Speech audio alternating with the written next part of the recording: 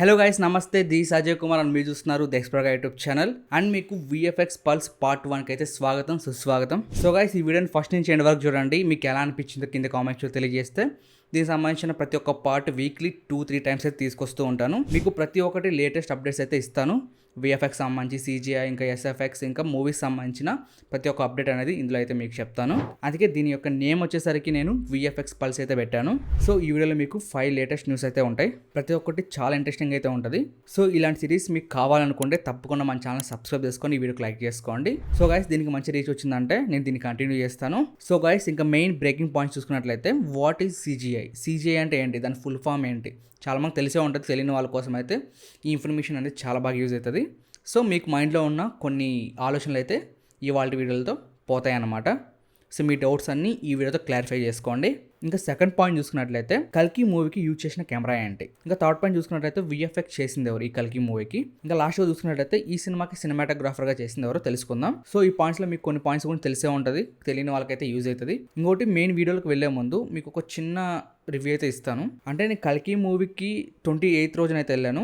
28th రోజు వెళ్ళి, అంటే దేవి 70mm అయితే బుక్ చేసుకున్నాను. సో సీట్స్ లేకపోయినా కూడా ఫ్రంట్ సీట్స్ ఉంటాయి కదా, సో 110 రూపీస్. అలా మా ఫ్రెండ్స్తో కలిసి అయితే వెళ్ళాను. వెళ్ళిన తర్వాత నాకు వర్స్ట్ ఎక్స్పీరియన్స్ ఏంటంటే అక్కడ సిట్టింగ్ సరిగ్గా లేదు, సరిగ్గా చూడకపోయినా 3D ఎక్స్పీరియన్స్ అయితే అస్సలు బాగాలేదు. కానీ ఎప్పుడైతే సినిమా స్టార్ట్ అయిందో ఫస్ట్ నుంచి ఎండ్ వరకు నాకు ఆ ఎక్స్పీరియన్స్ అనేది చాలా మంచిగా అనిపించింది. మూవీ ఎక్స్పీరియన్స్ గురించి చెప్తున్నా, అక్కడ సిట్టింగ్ కంఫర్ట్ గురించి చెప్పట్లేదు. సో అవన్నీ మర్చిపోయి నేను సినిమా మీద మాత్రం ఫోకస్ చేశాను. గూస్ బంప్ సీన్స్ అయితే ఉన్నాయి అందులో. సో సినిమా రిలీజ్ అయ్యాక నేను రివ్యూలు చూద్దాం అనుకున్నాను. రివ్యూలు చూసిన వేస్టే, ఎందుకంటే రివ్యూలో ప్రతి ఒక్కరు నెగిటివ్ పాయింట్స్ అయితే తీసుకొస్తూనే ఉంటారు. మీకు ఎంత మంచిగా మూవీ ఉండని నెగిటివ్ రివ్యూస్ మాత్రం 1-2 వస్తూనే ఉంటాయి. కానీ కొంతమంది పర్లేదు, మంచి దానికి పాజిటివ్ రివ్యూస్ అయితే ఇచ్చారు. నేనేం చేశానంటే ఎలాంటి రివ్యూస్ చూడకుండా అయితే మూవీకి వెళ్ళిపోయాను. మూవీకి వెళ్ళి వచ్చిన తర్వాత రివ్యూ చూసేటప్పుడు నాకు చాలా కోపం అయితే వేసింది.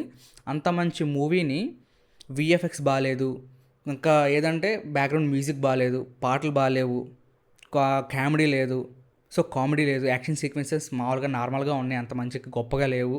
మొత్తం గ్రీన్ స్క్రీన్ అని చెప్పి అంటున్నారు. గ్రీన్ స్క్రీన్ ఇది తప్ప కొంతమంది రివ్యూస్ ఎవరైతే మూవీకి రివ్యూలు చెప్తారో వాళ్ళ నోట్లో నుంచి ఏం రావట్లేదు. 2-3 అయితే చెప్పారనమాట. సో మొత్తం గ్రీన్ స్క్రీన్లో చేసిందంట. ఓకే గ్రీన్ స్క్రీన్లో చేశారంట. ఇంకా లైటింగ్ బాగాలేదంట, ఇంకా మ్యూజిక్ కూడా వాళ్ళకి అంత ఎక్కలేదంట. సో ఆ రివ్యూలు చూసినప్పుడు అయితే నాకు నవ్వు వచ్చింది, ఒక పక్క కోపం కూడా వస్తుంది. సో అంత మంచి, అంటే హాలీవుడ్ రేంజ్లో ఉన్న ఫిలింని సో ఇంత తక్కువ నెగిటివ్తో అయితే మాట్లాడుతున్నారు. సో భయ్య, మీకు మూవీస్ నచ్చకపోతే చూడకండి, ప్రాబ్లమే లేదు. సో ప్రతి దానికి నెగిటివ్ పాయింట్ తీసుకురావాలి, మా యాటిట్యూడ్ ఇంతే, మా ఈగో సాటిస్ఫై అవ్వాలంటే మీరు నెగిటివ్గా చెప్తామంటే చెప్పుకోండి, కానీ ఈ విధంగా నెగిటివ్ అయితే చేయకండి. సో చాలా బాగుంది సినిమా. ఎవరైనా రివ్యూలు చూసి మేము వెళ్తాం అనుకుంటే మాత్రం మీరు ఎక్స్పీరియన్స్ చేయలేరు. సో ఎలాంటి రివ్యూస్ చూడకుండా వెళ్ళండి, మీరు తప్పకుండా ఎంజాయ్ చేస్తారు మూవీని. ల్యాగ్ అంటున్నారు మూవీని, ల్యాగ్ ఏం లేదు భయ్య. ల్యాగ్ అంటే ప్రతి ఒక్క క్యారెక్టర్ని మనకి ఇంట్రొడ్యూస్ చేయాలి, వాళ్ళని మనకు పరిచయం చేయాలి, అంటే వాళ్ళ లోకానికి, అంటే వాళ్ళకి మనం తీసుకెళ్ళాలి. సో అందుకోసం అని చెప్పేసి మనకు స్టార్టింగ్లో కొద్దిగా ల్యాగింగ్ నడుస్తుంది. ల్యాగింగ్ నడిచినట్టు నాకైతే అనిపించలేదు. సో మీరు అంటున్నారు దాన్ని ల్యాగ్ అంటున్నారు మీరు, అంతే. ఇప్పుడు హాలీవుడ్ మూవీ చూసుకున్నట్లయితే ఇన్ఫినిటీ వార్ కానీ, ఎండ్ గేమ్ కానీ, అవెంజర్స్లో సో స్టార్టింగ్ అంతా ల్యాగ్గానే ఉంటుంది. మనం దేనికోసం వెయిట్ చేస్తాం? ఎండింగ్, అంటే లాస్ట్ క్లైమాక్స్ కోసం వెయిట్ చేస్తాం. సో క్లైమాక్స్ మనకు మంచిగా ఎక్స్పీరియన్స్ కావాలి అంటే స్టార్టింగ్ ఉన్న ప్రతి ఒక్క పాయింట్ని మనం అర్థం చేసుకోవాలి. చాలామంది ఫ్రెండ్ సీట్లో కూర్చున్న వాళ్ళైతే ఏమంటున్నారంటే, అరే ఏం అర్థం కావట్లేదు మూవీ అని చెప్పి అంటున్నారు.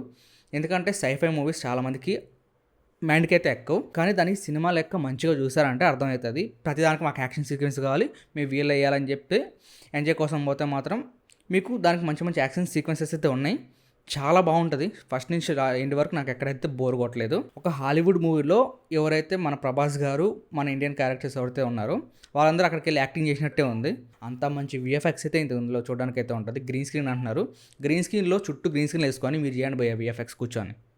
ఓకే, విఎఫ్ఎక్స్ అంటే ఏంటో తెలియని వాళ్ళు కూడా విఎఫ్ఎక్స్ గురించి, గ్రీన్ స్క్రీన్ గురించి మాట్లాడేస్తున్నారు. సో మీరు హాలీవుడ్ మూవీలో చూసుకున్నట్టయితే మ్యాక్సిమం మీకు చుట్టూ గ్రీన్ స్క్రీన్ ఇంకా బ్లూ స్క్రీన్లు పెట్టి సెట్లో రికార్డ్ చేస్తారు. తర్వాత వాళ్ళ సీజే వర్క్తో, వాళ్ళ స్కిల్స్తో మంచి అవుట్పుట్ అయితే తీసుకొస్తారు. అలాంటి ఫిల్మ్ మన కల్కి కూడా. సో రియాలిస్టిక్ ప్లేసెస్లో తీయాలంట. రియాలిస్టిక్ ప్లేసెస్ అంటే కన్నప్ప, న్యూజిలాండ్లో తీశారు, మొత్తం రియలిస్టిక్ ప్లేసెస్ కదా, అలాంటి సినిమాలు చూసుకోండి. కానీ బాగాలేదు అనట్లేదు. సో సినిమాటోగ్రఫీ బాగుంది. యాక్టింగ్ గురించి ఆమె పక్కన పెట్టేసింది, దాని గురించి మాట్లాడదలుచుకోవట్లేదు. సో ఒక న్యూ బిల్, అది ఫ్యూచరిస్టిక్ ఫిలిం, అది 2898 ADలో జరిగే స్టోరీ, ఫ్యూచరిస్టిక్ ఫిలిం అనమాట. సో అలాంటి వరల్డ్ బిల్డింగ్ని క్రియేట్ చేసి మూవీని అయితే తీశారు. సో అందుకని చెప్పేసి మనకు మొత్తం ప్లేసెస్ అలానే ఉంటాయి. ఇంకా నార్మల్గా ఈ రియలిస్టిక్ ప్లేసెస్లో తీస్తే సినిమా అది సైఫైకి అర్థమేముంది. సో సైఫై ప్లస్ మైథాలజీ రెండు మిక్స్ చేసి అయితే మంచి మూవీ అయితే ఉందంటే ఈ కల్కి మూవీ అనమాట. సో రివ్యూస్ అయితే చూడకండి, ఎందుకంటే వాళ్ళకి VFX కన్నా పదానికి అర్థం కూడా తెలియదు. అలాంటి వాళ్ళ గురించి మీరు పట్టించుకోని అవసరం లేదు, మీరు డైరెక్ట్గా మూవీకి వెళ్ళిపోండి. ఓకే, ఇదంతా పక్కన పెట్టేద్దాం. నాకైతే ఆ వీడియో చూసినప్పుడు కోపం వచ్చింది, అందుకని చెప్పేసి ఈ వీడియోలో కొద్దిగా ఎమోషనల్ అయిపోయాను. ఓకే, ఇంకా మెయిన్ విషయానికి వస్తే వాట్ ఈజ్ CGI. మీకు VFX, SFX గురించి నెక్స్ట్ వచ్చే న్యూస్లలో చెప్తాను. CGI గురించి మనం మాట్లాడుకున్నట్లయితే CGI అంటే కంప్యూటర్ జనరేటెడ్ ఇమేజ్ అనమాట. సో మనకి ఏదైతే స్టాచ్యూ ఉంది, ఒక స్టాచ్యూని తయారు చేయాలంటే మనిషి చాలా కష్టపడతాడు. అంటే అదేంటంటే నార్మల్గా ఫిజికల్గా తయారు చేస్తారు. ఓకే, ఇంకా ఈ CGI అనేది మనకు కంప్యూటర్లో జనరేట్ చేస్తారనమాట. ఒక శిల్పి ఒక శిల్పాన్ని ఎలా చెక్కుతాడో అలానే ఒక మోడల్ని డిజైన్ చేస్తాడు కంప్యూటర్లో. అలా కంప్యూటర్లో మోడలింగ్ చేసిన ఏదైతే ఆబ్జెక్ట్ ఉందో, సో ఆ మోడల్ని మనకు యానిమేషన్తో మన ముందుకైతే తీసుకొస్తారు. ఇప్పుడు మనం కల్కి మూవీలో తీసుకుందాం, ఆ ఫ్యూచరిస్టిక్ వెహికల్స్ కానీ గాల్లో తేలుతూ ఉంటాయి కదా, ఇంకా బుజ్జి ఒక రోబోలాగా మారడం కానీ, ఇవన్నీ CGI అనమాట మొత్తం. ఇంకా ఆ తర్వాత రాజేంద్ర ప్రసాద్ గారి మీద ఒక యానిమల్ అయితే పడుతుంది, అటాక్ చేస్తుంది కదా, సో యానిమల్ కూడా మనకు CGI అనమాట.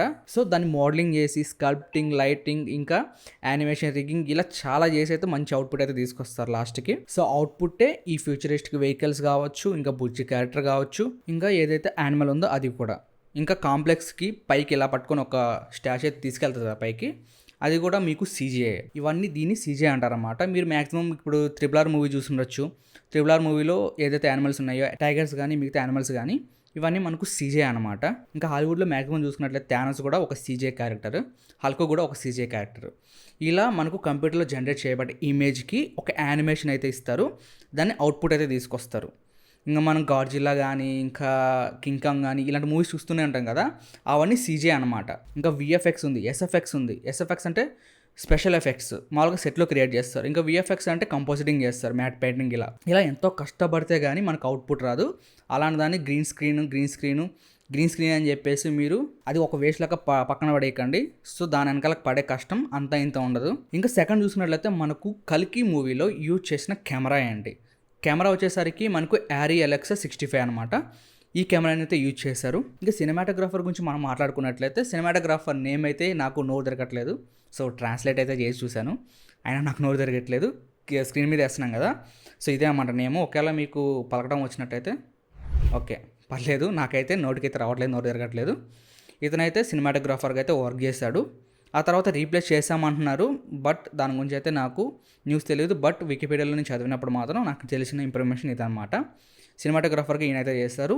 ఇతను చాలా వరకు ఫ్యాన్ ఫిల్మ్స్ అయితే చేశాడనమాట. సో ఆ ఫిల్మ్స్ కూడా చాలా రియలిస్టిక్గా చాలా మంచిగా ఉన్నాయి, ఒక మంచి మూవీ ఎక్స్పీరియన్స్ అయితే ఉంటుంది. సో అందుకని చెప్పేసి ఆయన తీసుకున్నారమ్మ సినిమాటోగ్రాఫర్గా. ఆయన ప్రాజెక్టులు కూడా చాలా వర్క్స్ కూడా చాలా బాగున్నాయి. చెక్ చేయాలనుకుంటే ఈ నేమ్స్ గూగుల్లో సెర్చ్ చేయండి, సో వస్తుంది, అక్కడి నుంచి మీరు తెలుసుకోవచ్చు. ఇంకా ఓకే, సినిమాటోగ్రఫీ పక్కన పెట్టేసేయండి. ఇంకా మెయిన్ కల్కిలో యూజ్ చేసిన VFX కంపెనీస్తో నాగేశ్వర గారు కాంటాక్ట్ అయ్యారు, ఇప్పుడు చూద్దాం. సో ఫస్ట్ వచ్చేసరికి మనకు డీనెగ్ ఇంకా ది ఎంబసీ విజువల్ ఎఫెక్ట్స్, ఈ రెండు కంపెనీస్ అయితే కొలాబరేట్ అయ్యారు. ఈ రెండు కంపెనీస్ వచ్చేసరికి ఇంకొన్ని కంపెనీస్తో కొలాబరేట్ అయితే అయ్యారనమాట. ఆ కంపెనీస్ వచ్చేసరికి స్క్రీన్ మీద చూపిస్తాను చూడండి. స్టెల్త్ వర్క్స్ టైవాన్, ఇంకా తర్వాత వోక్స్ VFX, లోలా విజువల్ ఎఫెక్ట్స్, పిక్స్టోన్, ఇంకా ఎక్స్ట్రా. సో ఈ కంపెనీస్ అయితే వీళ్ళు కొలాబరేట్ అయ్యి అయితే మొత్తం వర్క్ అయితే చేశారనమాట. ఇంకా మెయిన్గా మనం చూసినట్టయితే డీనెగ్ ఇంకా ది ఎంబసీ విజువల్ ఎఫెక్ట్స్ వాళ్ళు కల్కి యొక్క ఎన్విరాన్మెంట్స్ కానీ యాక్షన్ సీక్వెన్సెస్ కానీ ఇవన్నీ అయితే హ్యాండిల్ చేశారనమాట. సో దాంట్లో ది ఎంబసీ విజువల్ ఎఫెక్ట్స్ వాళ్ళు హ్యాండిల్ చేసింది వచ్చేసరికి అప్రాక్సిమేట్లీ 700 షార్ట్స్కి VFX అయితే క్రియేట్ చేశారు. ఇంకా డీనెగ్ వాళ్ళు హ్యాండిల్ చేసింది వచ్చేసరికి ప్రిన్సిపల్ VFX నార్మల్గా, ఇంకా తర్వాత CGI. ఇది డీనెక్ చూసుకుంది. టోటల్ వీళ్ళిద్దరు కలిసి డెసర్ట్ మనం చూడడానికి కనిపిస్తూ ఉంటుంది కదా స్టార్టింగ్ సీన్లో, సో అది కానీ ఇంకా వేస్ట్ ల్యాండ్స్ కానీ ఇంకా ఫ్యూచరిస్టిక్ వెహికల్స్ ఏవైతే ఉన్నాయో అవి కూడా వీళ్ళే హ్యాండిల్ చేశారు. ఇంకా ఏదైతే చేసింగ్ ఉంటుందో వెహికల్స్ యొక్క చేసింగ్, ఇవన్నీ వీళ్ళే క్రియేట్ చేశారనమాట. సో ఈ రెండు కంపెనీస్ కలిసి ఇంకొంతమంది కంపెనీస్తో కొలాబరేట్ అయ్యి టోటల్ అవుట్పుట్ని అయితే తీసుకొచ్చారు. ఎంతో కష్టపడితే కానీ ఈ అవుట్పుట్ రాలేదు మనకి. సో వీళ్ళు నాగేశ్వర గారి మైండ్ అంటే ఆయన ఐడియాస్కి అయితే ఫిదా అయితే అయిపోయారు. ఎందుకంటే సైఫై ప్లస్ మైథాలజీ రెండు మిక్స్ చేసి అయితే ఈ మూవీని తీసుకొచ్చారు. సో ఆయన ఐడియాకి అయితే వాళ్ళ హ్యాట్సప్ అయితే చెప్పారు. మీకు టోటల్ కాశీ కానీ, కాంప్లెక్స్ కానీ, ఇంకా శంబాలా ఉంటుంది కదా, సో ఈ మూడిట్లో ఏదైతే మనకు ప్రతి ఒక్క విఎఫ్ఎక్స్ షాట్ అనేది వీళ్ళు క్రియేట్ చేసిందనమాట. ఆ ఫైట్ సీక్వెన్సెస్ ఏదైతే ఉన్నాయో, యాక్షన్ సీక్వెన్సెస్, అవన్నీ మనకు ఒక హాలీవుడ్ మూవీ చూస్తున్నామా అన్న దాంట్లోకి అయితే తీసుకెళ్ళిపోతుంది. అంత మంచిగా ఉంటాయి. సో ఇంతమంది కష్టపడ్డారు కాబట్టే మనకు ఇంత మంచి అవుట్పుట్ అయితే వచ్చింది. ఇంకా ది ఎంబసీ విజువల్ ఎఫెక్ట్స్ వాళ్ళు విఎఫ్ఎక్స్ చేసిన మూవీస్ అయితే కొన్ని ఉన్నాయి, Hollywood movies like captain America కావచ్చు, ఇంకా ఐరన్ మ్యాన్ కావచ్చు, ది హంగర్ గేమ్స్, ట్విల్ సాగా, ఇలా ఈ హాలీవుడ్ మూవీస్కి అయితే వీళ్ళు ఇంకా చాలా ఉన్నాయి మూవీస్, వీటికైతే విఎఫ్ఎక్స్ వర్క్ అయితే చేశారు. సో అందుకని చెప్పేసి నాగేశ్వర గారు వాళ్ళని అయితే తీసుకున్నారు. అందుకని చెప్పి మనకి ఈ అవుట్పుట్ అనేది ఇంత మంచిగా అయితే వచ్చింది. సో గ్రీన్ స్క్రీన్ అని చెప్పి తక్కువ అంచనా వేయకండి. సో మనకు అవుట్పుట్ ఎలా వచ్చింది అన్నది మాత్రమే ఇక్కడ ముఖ్యం, అంతే. సో గైస్ నేనైతే మూవీ చూసేసాను, మీరు కూడా చూడనట్లయితే వెంటనే వెళ్ళి చూసేసేయండి, టికెట్స్ అయితే బుక్ చేసుకోండి. మీకు విఎఫ్ఎక్స్లో నో కాంప్రమైజ్, ఇంకా సినిమాటోగ్రఫీలో నో కాంప్రమైజ్, ఇంకా స్టోరీ పరంగా నో కాంప్రమైజ్. సినిమా ఇంకా మెయిన్ బ్యాక్గ్రౌండ్ మ్యూజిక్ ఇది మనకు గూస్ బంప్స్ అయితే తెప్పిస్తుంది. ఇంకా దాంట్లో కూడా నో కాంప్రమైజ్, అన్ని లెవెల్గా అయితే తీసుకొచ్చారు. ఎవరికెవరు వాళ్ళ క్యారెక్టర్లు అయితే మంచిగా పర్ఫార్మెన్స్ అయితే చేశారు. సో గైస్ మీలో ఎంతమంది పార్ట్ 2 కోసం వెయిట్ చేస్తున్నారు కింద కామెంట్స్లో తెలియజేయండి.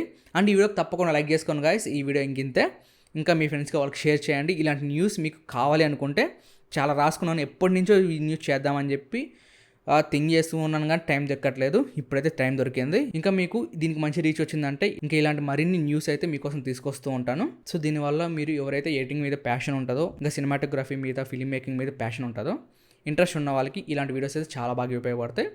ఒకవేళ ఎవరికైనా ఇంట్రెస్ట్ లేకపోయినా పర్లేదు, తెలుసుకోండి. సో మంచి నాలెడ్జ్ అయితే గెయిన్ చేసుకుంటారు. సో గైస్ ఈ వీడియో ఇంతే, ఇంకా నెక్స్ట్ వీడియోతో కలుద్దాం. అంతవరకు మన ఛానల్ని సబ్స్క్రైబ్ చేసుకొని ఫాలో అవుతుండండి. తప్పకుండా వీడియోకి లైక్ చేసుకోండి. ఇంకా నెక్స్ట్ వీడియోతో కలుద్దాం. అందరూ thanks for watching. By by. జై హింద్.